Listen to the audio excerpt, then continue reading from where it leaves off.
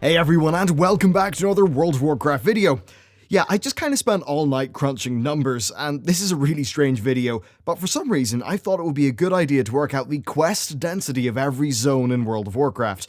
Why? Well, I like my patch 7.3.5 leveling guide, but it would have been ideal if there was a more specific route.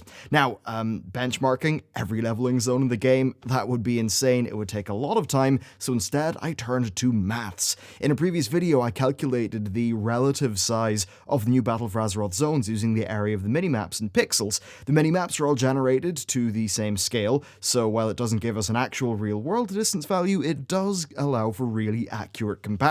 So, I got the combined minimaps for the Eastern Kingdoms, Kalimdor, Outland, Pandaria, and Northrend, and I measured the playable area of each zone. I generally try to be smart with it, so, I included, like, the gameplay-focused areas of them, and not just, like, a random chunk of a mountain in the side of the zone that you can't go to. Now, this was all done by making a Photoshop selection and then just using the Photoshop analytics tools, so it was actually not particularly hard. I then went over to Wowhead and I filtered every zone's quests, getting an overall number for both the Alliance and Horde when you're leveling, and that's excluding things like, say, holiday quests and that kind of thing. So, for every zone, I now had the number of quests for each faction, as well as its area in pixels. So I decided that dividing the area by the number of quests was a better idea because it would give me a more easily readable number. So to give you an example, the Redbridge Mountains had an area of 264,171 pixels and 46 quests, giving it a density of 5,742 pixels per quest. Now, before we move on, I really need to talk about how useful these numbers actually are. So first, a zone's layout it's created by humans. This means that quests are not evenly distributed. So if a zone is maybe 20,000 pixels per quest density, it's not going to be half the speed of one that's 10,000. Maybe it'll be like 20 or 30% depending on how efficiently you move through, the quest flow. Now, if two zones have similarly designed quests in terms of spacing and backtracking, then yeah, sure, it is true that the more dense zone will have faster questing. But essentially here, this is an analytical tool that we can use. It can give us some suggestions, but it's not law. The numbers that we get have to be interpreted through our own experience, playing the game, common sense, and all of that stuff. What struck me, and really this is the reason why I decided to go ahead and do the video, is that a lot of this lined up with my experience. Take Westfall, so it has a pixel per quest number of 12,199. That's not very dense overall, and indeed if you quest through Westfall without using your Hearthstone effectively, then man, it's a really, really slow zone. However, you can mitigate its large size with the effective use of Hearthstone, and if you do that, it's pretty decent. Now, that said, I do know what some of the fastest zones overall for experience are. Loch Modan is super quick, as is Tirisfal Glades, Darkshore, Hillsborough Foothills. They're all great. These areas came in very well with the density numbers. So I then ran everything through a friend of mine who's recently completed Kalimdor Lore Master, and the numbers pretty much did line up with what he found to be fast and found to be slow. So for many, I imagine this video is just going to be putting some interesting data to some numbers that you intuitively know. So at worst, I think this is an interesting experiment, and at best, this can actually really be a good tool and help us get a great route. So with my warnings done, here's the results for the Eastern Kingdoms and Kalimdor's 1 through 60 content. Now, Searing Gorge appears to be amazing, but don't be fooled, it's got a lot of depth, so its area isn't really represented that well by a 2D minimap. The most apparent thing overall, though, is how much larger Kalimdor is. Now, we've always known, yeah, Kalimdor is larger than the Eastern Kingdoms in terms of area by quite a lot, but what's interesting is how much less dense it tends to be across the board.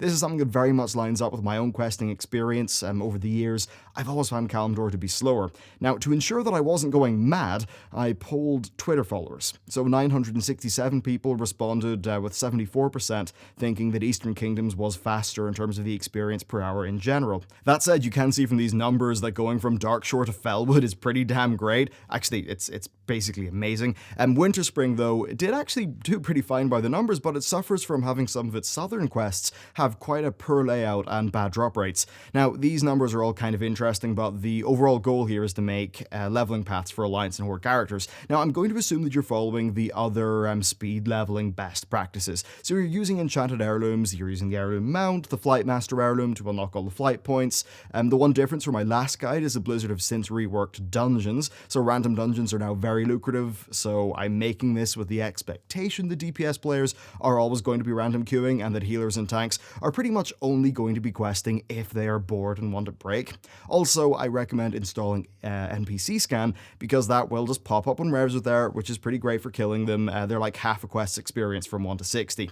So overall, it's clear for both sides that Eastern Kingdoms is the best. Alliance do have an overall pretty significant advantage in my view. If it's convenient, I recommend doing 2 starter zones or just mob grinding up to level 15 and polishing the rest off after doing your 1 to 5 quests. The grinding's a bit faster, but it's kind of boring. But anyway, I do actually recommend going to Westfall from Elwyn and just overcome its poor layout by using Hearthstone.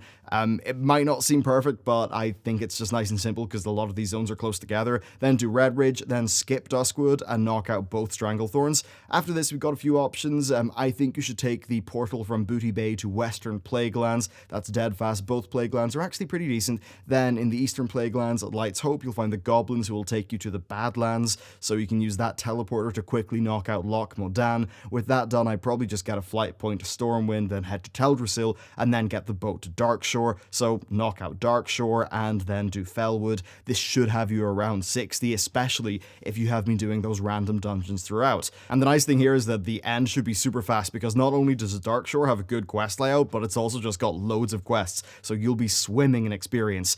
And by the time, of course, you get there, you'll be using your 100% speed mounts, so it's going to be even faster.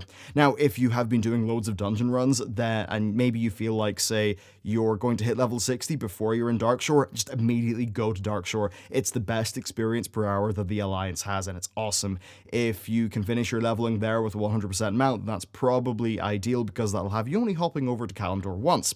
Now, things are admittedly a bit tricky for the Horde. I have found that the average Horde-only zones, they're a bit slower than the average Alliance-only ones, and that the contested zones in Kalimdor are generally slower than the good picks on Eastern Kingdoms. That said, while the Alliance do have plenty of very dense XP-friendly zones, the Horde, they do have 2 that are amazing, and well, pretty good. Silverpine and Hillsborough, they're both pretty awesome. So, being primarily based on Kalimdor, you're just generally dealing with some slower zones. As an example, Northern Barrens is massive, and it's spread out with some escort quests, which are kind of a drag. Then zones like Ashenvale, Feralus, Tanaris, Thousand Needles, they're all kind of slow. So I'd recommend starting off by knocking out your Kalimdor starting zone and then heading to Orgrimmar, and then taking the Zeppelin over to the Tirisfal Glades. And then, of course, complete Tirisfal, and then head over to Silverpine. This zone is extremely, insanely fast, and then just keep on going through Hillsborough. Hitting level 20 by doing 2 of the level 1 to 20 zones is a pretty good idea, because it means that Silverpine Forest and Hillsborough should get you to 35, which is going to allow you to enter the Western Plaguelands. This is assuming, of course, you're doing a few random dungeons here and there. Of course, remember that their XP was recently buffed, so you'll be able to go straight up through both of the Plaguelands, which will get you loads of levels. Once they are done, you should be around level 45, and then you're probably best just going down to Northern Stranglethorn and the Cape of Stranglethorn. If you're doing dungeons along the way, then this should actually have you up at level 60.